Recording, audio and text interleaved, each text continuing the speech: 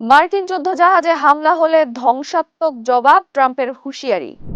পশ্চিমবঙ্গে বিজেপির জয়, গণতন্ত্রের শক্তি বললেন মোদি। ইরান হামলায় মার্কিন সামরিক ক্ষতি শত কোটি ডলার ছাড়িয়েছে। আমিরাতকে কঠোর নিশানার হুমকি, উত্তেজনা বাড়াচ্ছে ইরান।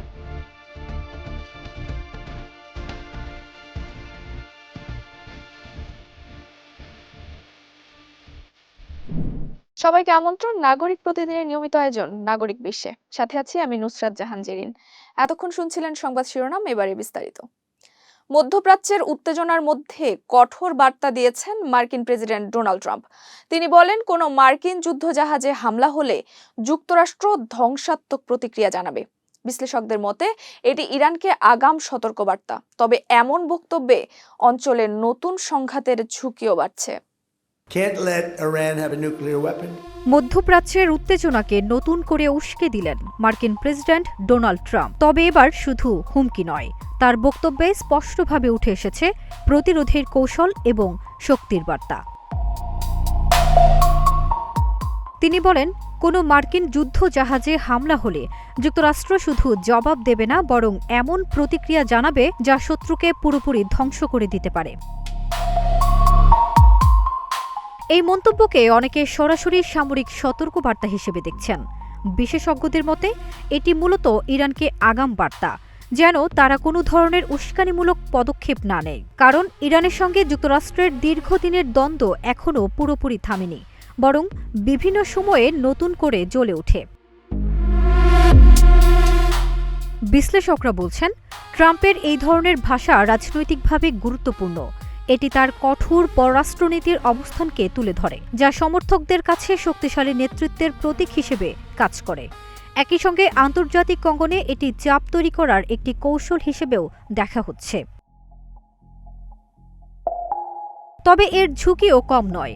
এমন বক্তব্য ভুল বার্তা পাঠাতে পারে এবং ছোট কোনো ঘটনা থেকে বড় সংঘাতের সূচনাও হতে পারে, বিশেষ করে পারস্য উপসাগরীয় অঞ্চলে, যেখানে সামান্য উত্তেজনাও দ্রুত সামরিক রূপ নিতে পারে। সব মিলিয়ে এটি শুধু একটি হুমকি নয়, বরং শক্তি প্রদর্শন, কূটনৈতিক চাপ এবং রাজনৈতিক বার্তার মিশেল, যা নতুন করে বিশ্ব রাজনীতির সমীকরণকে নাড়িয়ে দিচ্ছে। ফারজানা নিকিতা, নাগরিক প্রতিদিন। পশ্চিমবঙ্গে বড় জয়ের প্রতিক্রিয়া জানিয়েছেন ভারতের প্রধানমন্ত্রী নরেন্দ্র মোদি। তিনি এই ফলাফলকে গণতন্ত্রের শক্তি ও জনগণের রায় হিসেবে উল্লেখ করেন। উন্নয়ন ও সুশাসনের ধারায় মানুষের আস্থা পেয়েছে বলে জানান মোদি। পশ্চিমবঙ্গে তৃণমূল কংগ্রেসকে হারিয়ে বড় জয় পেয়েছে বিজেপি। ফলাফল ঘোষণার পর থেকেই রাজ্য জুড়ে শুরু হয় বিজেপি সমর্থকদের আনন্দ উল্লাস। তবে এই পুরো রাজনৈতিক ঘটনার কেন্দ্রবিন্দুতে উঠে এসেছেন ভারতের প্রধানমন্ত্রী নরেন্দ্র মোদি। বিজেপি সদর দপ্তরে দেয়া ভাষণে নরেন্দ্র মোদি এই জয়কে জনগণের রায় এবং গণতন্ত্রের শক্তি হিসেবে উল্লেখ করেন। তিনি বলেন, এই ফলাফল উন্নয়নমূলক রাজনীতির প্রতি মানুষের আস্থার প্রতিফলন। মোদির ভাষায়, দেশের জনগণ স্থিতিশীলতা, উন্নয়ন এবং স্বচ্ছ শাসন চায়। এটাই এই ভোটের বার্তা। বিজেপি যেখানে ক্ষমতায় রয়েছে সেখানে সুশাসন ও উন্নয়নের ধারা অব্যাহত আছে এবং পশ্চিমবঙ্গেও সেই ধারা প্রতিষ্ঠার সুযোগ এসেছে। মোদি স্পষ্ট করে জানান, তার লক্ষ্য হল প্রতিশোধ নয়, পরিবর্তন। অর্থাৎ রাজনৈতিক প্রতিহিংসা নয়, বরং উন্নয়ন ও অগ্রগতিকে সামনে রাখা। এছাড়া তিনি দলের কর্মীদের উদ্দেশ্যে বলেন, জনগণের প্রত্যাশা পূরণ করাই এখন সবচেয়ে বড় দায়িত্ব। নারীর নিরাপত্তা, কর্মসংস্থান এবং সামাজিক উন্নয়নকে অগ্রাধিকার দেওয়ার কথাও তিনি উল্লেখ করেন। রাজনৈতিক বিশ্লেষকদের মতে মোদির এই বক্তব্য শুধু বিজয়ের প্রতিক্রিয়া নয়, বরং ভবিষ্যৎ শাসন কাঠামোর একটি রূপরেখা। তিনি উন্নয়ন, স্থিতিশীলতা এবং কেন্দ্র রাজ্য সমন্বয়ের উপর জোর দিচ্ছেন। ফারজানা নিকিতা, নাগরিক প্রতিদিন। ইরানের পাল্টা হামলায় বড় ক্ষতির মুখে যুক্তরাষ্ট্র। Centre for strategic and international studies জানিয়েছে, ক্ষেপণাস্ত্র ও ড্রোন হামলায় ধ্বংস হয়েছে শত কোটি ডলারের সামরিক সরঞ্জাম। বিশ্লেষকদের মতে, এতে যুদ্ধ পরিস্থিতি আরও জটিল হয়ে উঠেছে। ইরানের বিরুদ্ধে চলমান যুদ্ধ নিয়ে গত ২৬ মার্চ টেলিভিশনে প্রচারিত মন্ত্রিসভার বৈঠকে সামরিক সাফল্য নিয়ে বেশ বড়াই করেন যুক্তরাষ্ট্রের প্রতিরক্ষামন্ত্রী পিট হেগসেথ। দেশটির প্রেসিডেন্ট ডোনাল্ড ট্রাম্পের পাশে বসে তিনি বলেন, ইতিহাসে কখনো কোনো দেশের সামরিক বাহিনীকে এত দ্রুত ও কার্যকরভাবে নিষ্ক্রিয় করা সম্ভব হয়নি। এর পরদিন সৌদি আরবে অবস্থিত একটি মার্কিন ঘাঁটিতে ইরান ক্ষেপণাস্ত্র ও ড্রোন হামলা চালায়। এতে বেশ কয়েকজন মার্কিন সেনা আহত হন। ধ্বংস হয় $৭০ কোটি দামের একটি নজরদারি বিমান।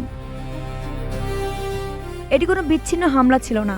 ওয়াশিংটন ডিসি ভিত্তিক centre for strategic and international studies CHIS হিসাব করেছে, ইরানের ক্ষেপণাস্ত্র ও ড্রোন এবং কথিত ভুলবশত নিজেদের উপর নিজেদের হামলার একটি ঘটনা $230 কোটি থেকে $280 কোটি দামের মার্কিন সামরিক সরঞ্জাম ধ্বংস করেছে। গত ২৮ ফেব্রুয়ারি শুরু হওয়া যুদ্ধে যুক্তরাষ্ট্রের সামরিক বাহিনীর কী পরিমাণ ক্ষয়ক্ষতি হয়েছে CHIS তার একটি বিস্তারিত তালিকা তৈরি করেছে। বড় কোনো আন্তর্জাতিক গবেষণা সংস্থার করা এটি প্রথম বিস্তারিত তালিকা। এই হিসাবের মধ্যে ওই অঞ্চলে থাকা মার্কিন ঘাঁটিগুলোর ক্ষয়ক্ষতি কিংবা কোনো বিশেষ সরঞ্জাম বা নৌসম্পত্তির ক্ষয়ক্ষতির পরিমাণ অন্তর্ভুক্ত করা হয়নি।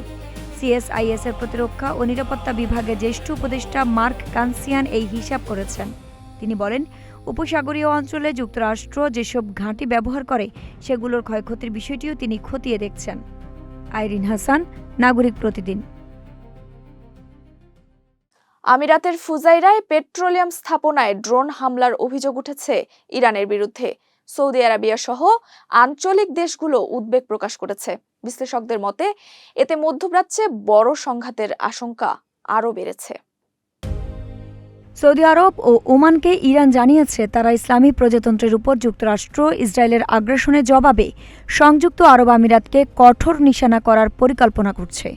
দৃশ্যত এটি আবুধাবি ও তার প্রতিবেশী দেশগুলোর মধ্যে দূরত্ব তৈরি করার একটি পদক্ষেপ বলে মনে হচ্ছে। ২৮ ফেব্রুয়ারি ইরানে যুক্তরাষ্ট্র ও ইসরায়েলের আগ্রাসন শুরুর পর তেহরানের সবচেয়ে বেশি পাল্টা হামলার শিকার হয়েছে আরব আমিরাত। ইরানের পাল্টা আঘাতে সবচেয়ে বেশি ক্ষতিগ্রস্ত হয়েছে দেশটি। সর্বশেষ আজ মঙ্গলবার ভোরে আরব আমিরাতের ফুজাইরা পেট্রোলিয়াম স্থাপনায় ড্রোন হামলা চালানো হয়েছে। ফুজাইরার মিডিয়া অফিস দাবি করেছে, ইরান থেকে ড্রোন হামলার পর আমিরাতের পেট্রোলিয়াম শিল্প এলাকায় বড় আগুন লেগেছে। তবে ইরান তাৎক্ষণিকভাবে এই হামলার বিষয়ে কিছু জানায়নি। এতে মনে হচ্ছে আরব দেশগুলোর মধ্যে আমিরাতের উপর ইরানের ক্ষোভ বেশি। এক আলাপচারিতায় ইরানি কর্মকর্তা সৌদি কর্মকর্তাদের জানিয়েছেন তারা আমিরাতকে গুঁড়িয়ে দেওয়ার পরিকল্পনা করছেন। তারা বিশেষভাবে আবুধাবির সঙ্গে রিয়াদের বিরোধের বিষয়টি উল্লেখ করেছেন। আলাপচারিতার সঠিক সময় প্রতিবেদনে উল্লেখ করা না হলেও বলা হয়েছে সৌদি কর্মকর্তারা ইরানের এমন আক্রমণাত্মক ভাষার সমালোচনা করেছেন। ইরানের প্রতি সৌদি আরবের ক্ষোভ থাকলেও দুই দেশ সংলাপ বজায় রেখেছে। আইরিন হাসান, নাগরিক প্রতিদিন। এই ছিল নাগরিক বিশ্বের আজকের আয়োজন। পরবর্তী আপডেট পেতে নাগরিক প্রতিদিনের ফেসবুক পেজ ও ইউটিউব চ্যানেল ফলো করুন।